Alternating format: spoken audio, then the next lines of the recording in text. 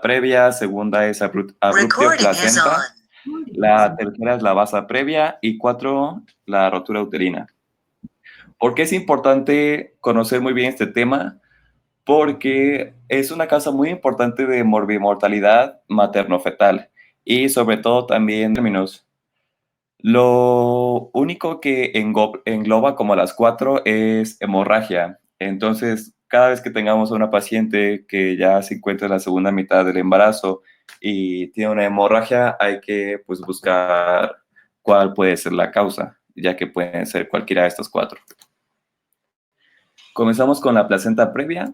La placenta previa, como pues ya supongo que saben, es la implantación y desarrollo de la placenta en el segmento inferior del útero. En lugar de estar en el fondo, está en el segmento inferior. Y el problema aquí es que la placenta se va a encontrar cerca o incluso va a estar cubriendo la hoz cervical o el orificio cervical interno. Le voy a decir la hoz porque es mucho más fácil y no, para no decir orificio cervical interno todas las veces. Entonces, lo importante aquí es que como la placenta se va a encontrar cerca de la hoz del cervix, lo que puede ocasionar son hemorragias muy profundas. Y la frecuencia de esta patología se va a dar en un embarazo, en un parto cada 200 partos. Entonces, también se cree que está aumentando esta incidencia, ya que en países industrializados se ha visto un aumento de cesáreas selectivas. Y como vamos a ver más adelante, el factor de riesgo más importante es la cesárea. Entonces, cuando tenemos a una paciente que ya haya tenido una placenta previa antes, en un embarazo antes, o que haya decidido tener una cesárea, la placenta previa va a aumentar hasta en un 5% más. Entonces, la etiología como tal no está especificada, no se sabe el por qué se da una placenta previa, pero lo que se ha visto como factor común en todas las pacientes con placenta previa es que la mayoría han tenido cicatrices uterinas por procedimientos quirúrgicos uterinos antes. Esto puede ser también por miomectomías, por legrados.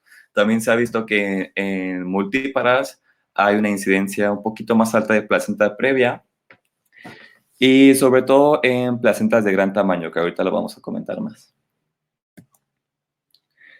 Entonces, de los factores predisponentes, como ya les había dicho, lo más común es que la paciente haya tenido anteriormente alguna cirugía en el útero. Y pues obviamente que haya tenido antecedente de placenta previa, miomectomías, embarazos múltiples. Factores que son un poquito menos importantes, pero que también se ha visto que las pacientes lo presentan, son periodos intergenésicos cortos. El consumo de tabaco y de cocaína puede aumentar tanto la placenta previa como complicaciones de estas. Y cuando tenemos a pacientes embarazadas de más de 35 años, también puede aumentar la incidencia. Como les dije, no se sabe bien qué es lo que está causando la placenta previa, pero hay varias hipótesis de lo que puede causarlo. La que está como más aceptada es la alteración endometrial. Esto provocando, o sea, cuando hay una alteración endometrial, va a haber una implantación inadecuada de la placenta. Entonces, esto va a hacer que pues, se coloque en sitios donde no va la placenta. Y otro también muy importante es que la placenta tenga un mayor tamaño. Esto va a hacer que pues, la superficie total de la placenta pueda llegar a estar sobre el orificio. Un poquito menos importante es que la placenta esté más delgada y más irregular, lo que va a hacer que no se implante en el fondo uterino y tenga que implantarse en la zona del segmento inferior. Y pues como tal, esos son los más importantes. Vamos a tener 4 tipos importantes de placenta previa, y los cuales son los más comunes. Tenemos la inserción baja de placenta o placenta baja. Esta como tal no se considera una placenta previa, ya que pues todavía no está invadiendo, como pueden ver en la imagen, no está invadiendo el orificio. Y de hecho, en este tipo de inserción, la paciente puede tener un parto vaginal sin problemas. Y pues, se le va a considerar baja cuando está de 2 a 5 centímetros de la hoz del cérvix. Entonces, como tal, pues no hay tanto problema de hemorragia. Y este tipo de inserción baja se puede ver hasta el trabajo de parto, porque como tal no va a causar ninguna hemorragia durante las semanas de gestación. La placenta previa marginal es cuando la placenta se va a encontrar a menos de 2 centímetros hasta 0 centímetros del orificio del cérvix. Como pueden ver, está ya pegado al orificio, pero como tal no lo está invadiendo. La placenta previa parcial, aquí sí ya va a haber una invasión del orificio, pero esto no lo va a ocluir totalmente. Y como tal, pues la placenta previa total, que pues ya va a invadir todo el orificio cervical. Hay que tomar en cuenta también la historia natural de la placenta previa, porque es importante ya que el 90% de las placentas previas se va a resolver cuando la paciente ya llega a trabajo de parto. Y el problema de aquí es que normalmente la placenta previa la puedes diagnosticar después de las 20 semanas de gestación, pero mientras va avanzando el parto, esta se va a ir como recorriendo, por así decir. Y hay dos teorías importantes que como que avalan esto. La primera es que el segmento uterino inferior a las 20 semanas de gestación aproximadamente tiene como un alargamiento de 0,5, pero cuando ya llega al término del embarazo, este alargamiento puede ser hasta más de 5 centímetros. Entonces lo que va a hacer es que se va a relocalizar la placenta lejos del orificio de la hoz. Entonces, pues ya como tal no va a haber riesgo de una placenta previa. Y otra teoría que también se maneja es el trofotropismo, que básicamente es como si la placenta se moviera, pero pues obviamente no se mueve. Y lo que hace la placenta es que se va hacia lugares donde está muchísimo más inervado, digo, irrigado, y pues esta zona es el fondo uterino. Entonces, obviamente, al recorrerse hacia el fondo uterino, ya se despeja el orificio. Y pues obviamente, mientras más cerca del orificio está la placenta, a ese momento de recorrerse, pues lo más probable es que no se destape, por así decir, el orificio. Entonces, por ejemplo, si tenemos una placenta previa marginal a las 20 semanas de gestación, lo más probable que para el término, pues ya o sea una placenta de inserción baja o simplemente ya está, o sea, ya no hay riesgo ni de placenta baja ni de placenta previa. Y como tal, la clínica, lo importante aquí que nos puede hablar de una placenta previa es que la hemorragia siempre va a ser indolora. Es una hemorragia indolora, normalmente, pues, como dicen, rojo rutilante, y va a comenzar de forma aguda. Y como les dije, puede empezar desde las 20 semanas de gestación, pero lo más usual es que a las 24 o 28 empiecen con estas hemorragias. Y el sangrado genital se puede ver hasta en el 80% de los casos, pero también tenemos pacientes, un 10% que siempre va a permanecer asintomática. Normalmente estas pacientes son las que pues, tienen placentas pues, más marginales o placentas bajas, que como tal pues, nunca van a dar un sangrado hasta que ya estén en trabajo de parto. Las hemorragias, ¿por qué se pueden dar? Pueden darse por relaciones sexuales, por tactos vaginales y contracciones uterinas en un 10%. Y pues mientras más borrado y más dilatado esté el cervix, más hemorragias va a haber también. Y, pues, en la exploración física, ¿qué vamos a encontrar? Por ejemplo, el útero va a estar normal, va a ser un tono normal. La auscultación del feto va a estar, es un feto vivo. Y a la especuloscopía se puede observar de dónde está viniendo el sangrado. Es importante hacer la especuloscopía porque el sangrado puede, como ya les dije, puede ser cuatro causas de las hemorragias de la segunda mitad del embarazo. Entonces, con la especuloscopía podemos ver si realmente hay una placenta previa. Bueno, al igual que con una ecografía. Y la placenta previa se puede asociar a cretismo, a ruptura prematura de membranas y a prolapso de cordón. Entonces, el diagnóstico como tal se va a dar por la historia clínica. Esto es que la paciente haya tenido cesáreas anteriores, que haya tenido una placenta previa anterior y ese tipo de cosas. También si es multípara, también aumenta la incidencia de la placenta previa. La ecografía como tal va a ser como gold standard para detectar una placenta previa, pero lo importante es hacerlo con mucho cuidado porque si se hace pues, a la ligera la ecografía puede provocar un sangrado muy, muy abundante que pues pueda condicionar el bienestar tanto fetal como de la madre. Y se puede utilizar la ecografía obstétrica, sí, pero lo único que vamos a hacer con la ecografía obstétrica es ver que realmente la placenta no esté en el fondo uterino. Pero ya como tal, confirmarlo va a ser con una ecografía transvaginal, ¿va? Y el tratamiento de la placenta previa, pues siempre va a ser una cesárea electiva.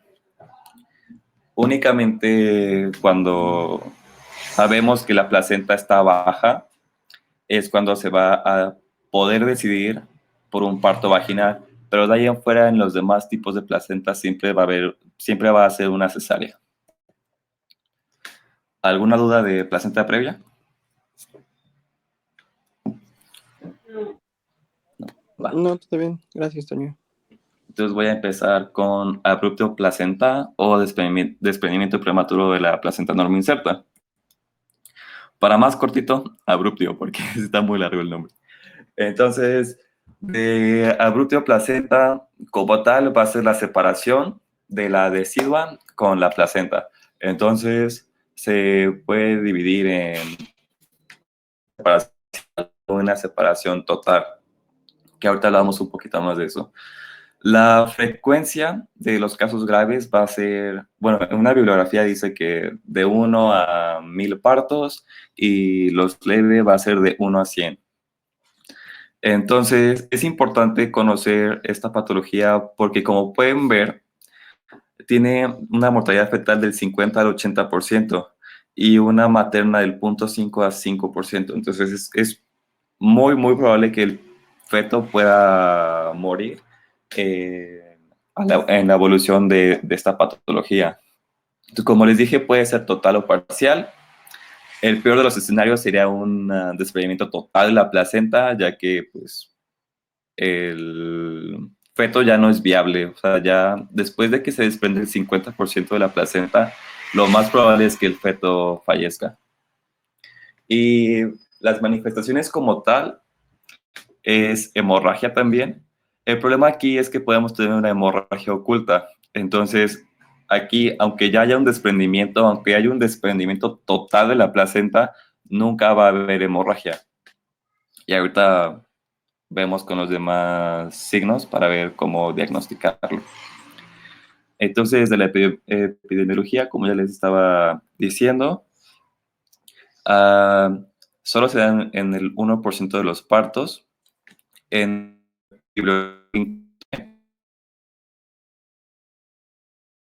de un parto en cada 500 o 750 y las formas leves de 1 a 200 o 300. Y como tal también coinciden en que la mortalidad materna va a ser de 0.5 a 5% y la mortalidad fetal de un 50 a un 80%.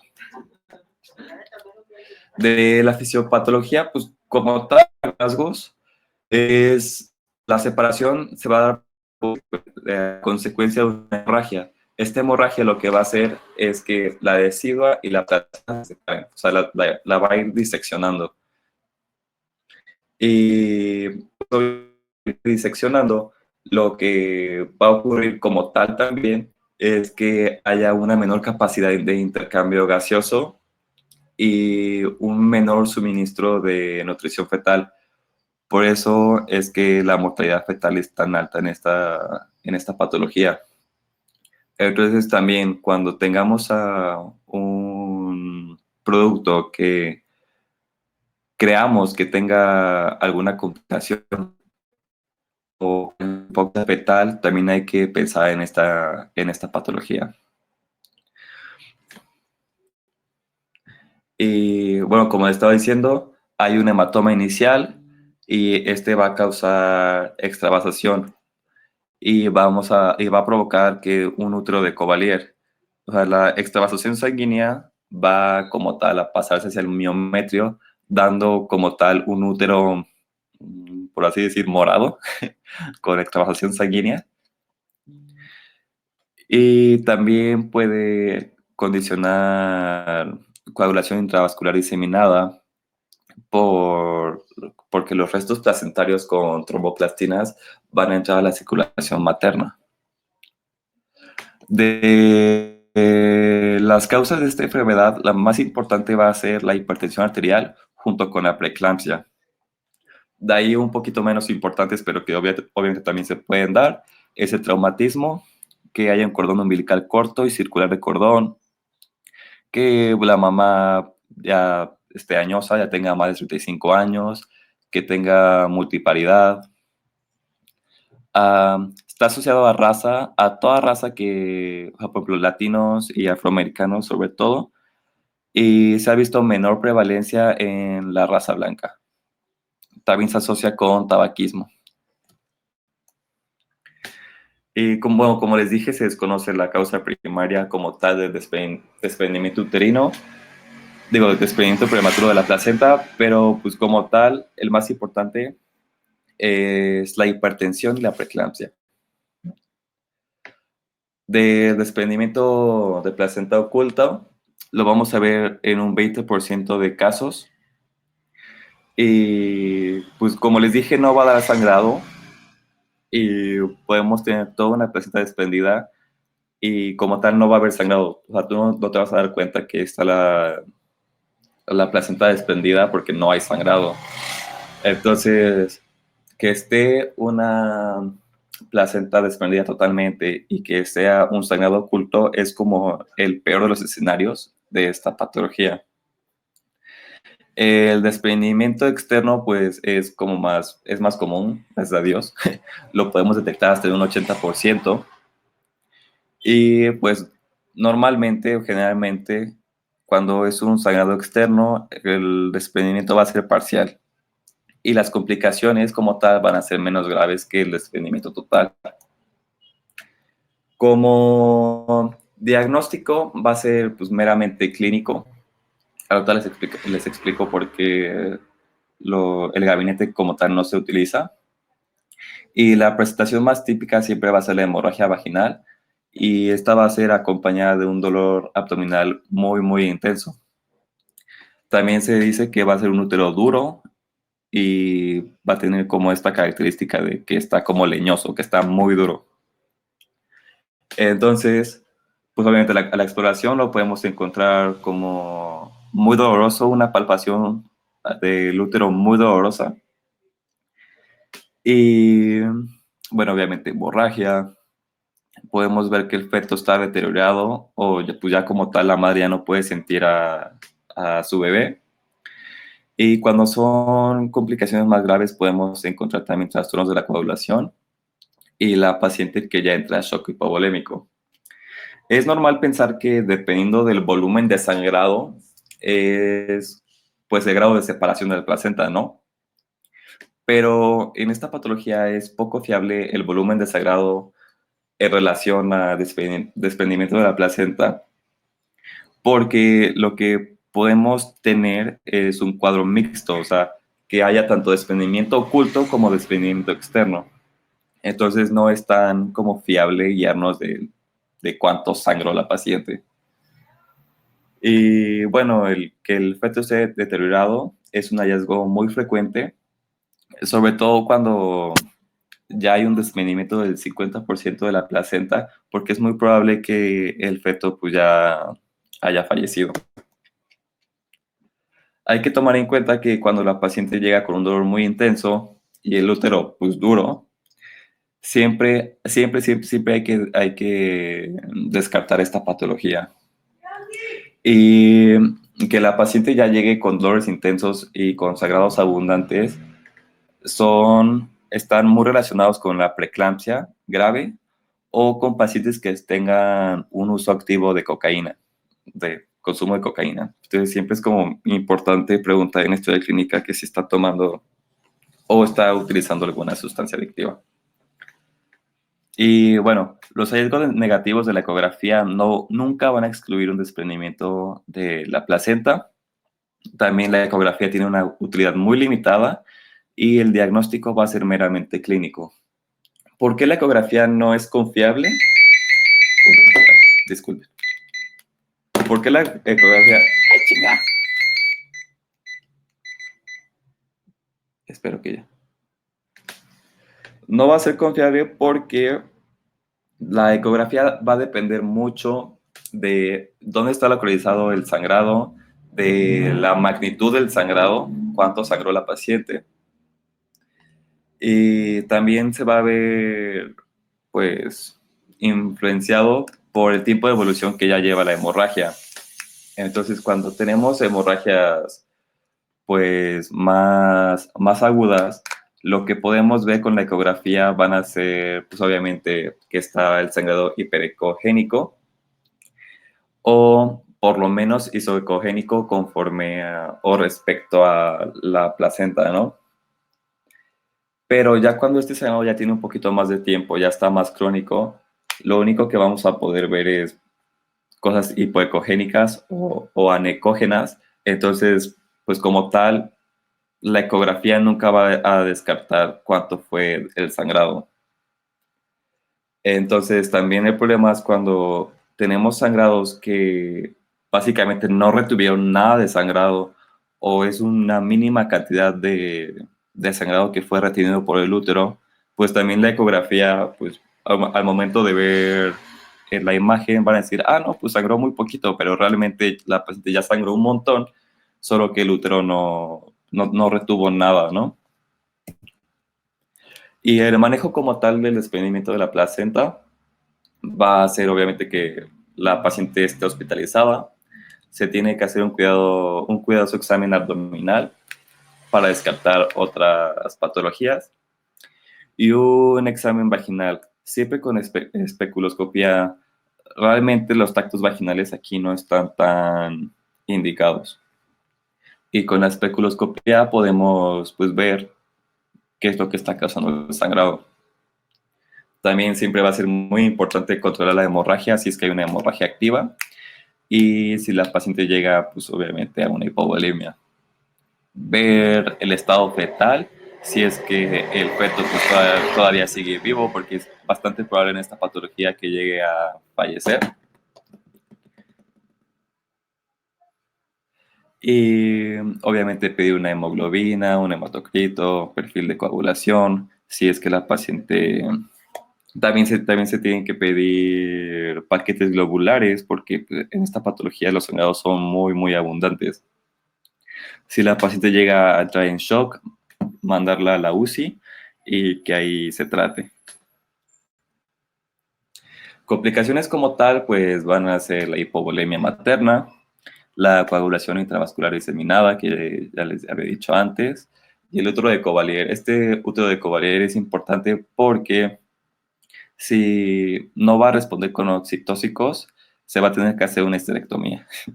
Entonces, pues sí, qué feo, ¿no? Y otros menos importantes, o bueno, que se dan menos, es isquemia y necrosis de órganos como riñón e hipófisis. Y pues como tal es desvenimiento.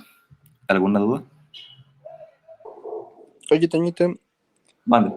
y en el caso de los fetos que todavía sobreviven, eh, ¿nacen con alguna alteración como hipoxia o algo así? Pues dependiendo de cuánto fue la afectación del desprendimiento de la placenta y cuánto tiempo estuvo el producto en hipoxia, pues sí, como les dije en mi exposición pasada, Ujú. dependiendo cuántas células mesenquimales se ven afectadas es el daño a corto o a largo plazo que puede tener el producto.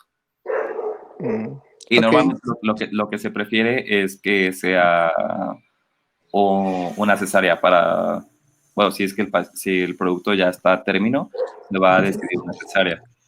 Si no, pues ahí sí está un poquito complicado porque se le va a tener que dar pues, maduradores pulmonares, pero pues lo más común es que el producto pues no sobreviva a esta situación.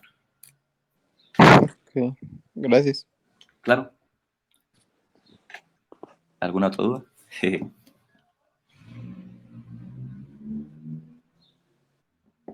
Bueno, pues voy a comenzar con ruptura de basa previa.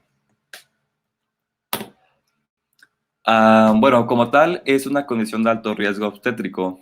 ¿Y por qué es de alto riesgo? Como pueden ver en la imagen, pues los vasos de la placenta están puestos, por así decir, en el segmento uterino inferior. Entonces está por debajo de la presentación del feto, por lo que al momento del parto puede ser un poquito catastrófico, por así decir. Entonces, también otra de las condiciones de la basa previa es que los vasos umbilicales como tal van a estar desprotegidos. Entonces, cualquier traumatismo o cualquier contracción puede hacer que pues, tanto el feto como estos vasos estén muy, muy vulnerables a la hemorragia. Y como les había dicho, principalmente al momento del parto, porque obviamente va a haber una dilatación, va a haber un borramiento y un encajamiento de la cabeza y que puede provocar que estos vasos se rompan. Y pues como tal los vasos sanguíneos. Van a haber dos tipos de basa previa. La primera es la basa previa tipo 1, que como tal aquí va a haber un cruce de los vasos por el segmento uterino inferior y va a haber una inserción velamentosa del cordón. Entonces esto va a hacer que pues obviamente los vasos del cordón con esta inserción velamentosa sean mucho más frágiles que una inserción normal. Y la basa previa tipo 2, esta la podemos como tal diagnosticar porque la placenta va a estar lobulada. Entonces, bueno, como se puede ver en la imagen, acá hay una porción de la placenta y acá hay otra porción de la placenta. Entonces, esto se le conoce como una placenta multilobulada o bilobulada. Y los vasos de la placenta van a estar todavía por debajo de la presentación fetal y atravesando la hoz cervical. Entonces, al momento del trabajo de parto, pues esto va a ser fatal. El diagnóstico como tal, primero se puede hacer una ecografía obstétrica, así como en la placenta previa, para valorar cómo está la placenta, cuántos números de lóbulos tiene, si es que está lobulada. Y también se va a hacer una inserción, una valoración de la inserción placentaria con Doppler a color para ver por dónde están pasando los vasos y para ver si estos vasos van a estar comprometidos en el momento del trabajo de parto. Si se identifica que hay una placenta multilobulada, obviamente lo más común es que también esta placenta multilobulada sea una placenta previa o una placenta baja, por lo menos. Y se va a tener que hacer una ecografía transvaginal con Doppler para ver como más a detalle en dónde están ubicadas los vasos, la forma de la placenta, la presentación fetal y todo eso. Esto sobre todo pues para evitar obviamente pues, en el momento de trabajo de parto pues hemorragias que puedan poner en riesgo. Aquí sobre todo es la mortalidad fetal. Sí hay mortalidad materna también, pero lo más común es que el producto pues con esta hemorragia no sobreviva a esta ruptura de vasos previos. Se puede empezar a hacer el diagnóstico desde la semana 11 a 14 de gestación. Entonces es muy, muy fácil hacer el diagnóstico anteparto y sobre todo evitarnos esta complicación que es la ruptura. Entonces es de vital importancia porque así evitamos una hemorragia al momento del trabajo de parto. Y cuando el diagnóstico se haga antenatal, es sumamente importante porque podemos hacer una cesárea electiva. No tenemos que pasar el trabajo de parto y así evitarnos una hemorragia y obviamente reducir la mortalidad fetal. Y si vemos que la basa previa la detectamos, por ejemplo, antes, lo que se va a tener que hacer es darle al producto la madurez pulmonar y obviamente ¿qué es? Con betametasona para la madurez pulmonar y pues de ahí una cesárea, porque obviamente el parto vía vaginal nunca va a ser viable por esta hemorragia, esta situación de hemorragia. Como tal, ruptura de basa previa, como es bastante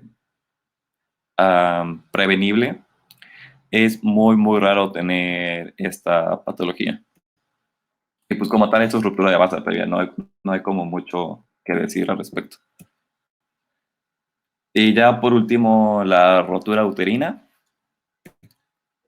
Y pues la rotura uterina pues, puede ser ya sea por traumatismos o de formas espontáneas o por iatrogenias, pero siempre la rotura uterina va a ser grave. O sea, va a ser grave tanto para la madre como para el feto. Y pues obviamente la mortalidad de ambos está bastante elevada. Se va a dividir en varias clasificaciones. Una es en completa e incompleta. Completa es cuando pues, obviamente se rompe toda la pared uterina y también, y esto, al momento de romperse toda la pared uterina, va a tener comunicación con la cavidad abdominal. A diferencia de la incompleta, que sí va a abarcar toda la pared uterina, pero como tal no va a haber una comunicación directa con la cavidad abdominal. Entonces podemos decir que el peritoneo, pues, como tal, permanece íntegro. Y en pacientes que hayan tenido ya una cesárea previa, se puede dividir también en rotura completa e incompleta, pero de aquí, pues, el factor es que va a haber una incisión previa, va a haber una cicatriz, y por ahí es donde se va a dar la rotura. Entonces, completa, pues, cuando hay una separación total, e incompleta cuando no se llega hasta la cavidad abdominal. Otro tipo de clasificación va a ser la rotura incidental. Este es la única variedad asintomática y va a ser una rotura, por así decir, espontánea, pero aquí lo que tenemos también es una cicatriz. También se le puede llamar rotura silenciosa o rotura oculta, porque como tal, pues como va a ser asintomática, pues no nos damos cuenta, pues. La rotura traumática, esto es la que se asocia más con traumas, con utilizar fármacos oxitóxicos, que ya la utilización de fármacos oxitóxicos en relación con rotura uterina ya es muy baja porque ya hay mejores oxitóxicos, ya no se utilizan para todo y pues se ha aprendido a manejarlos. Entonces ya una rotura traumática uterina por oxitóxicos ya es muy raro. Que haya una inadecuada manipulación uterina o esto de presión externa, que son traumas externos, y maniobras instrumentales mal hechas. Y las roturas espontáneas es cuando va a haber una ausencia de iatrogenias que nosotros hagamos.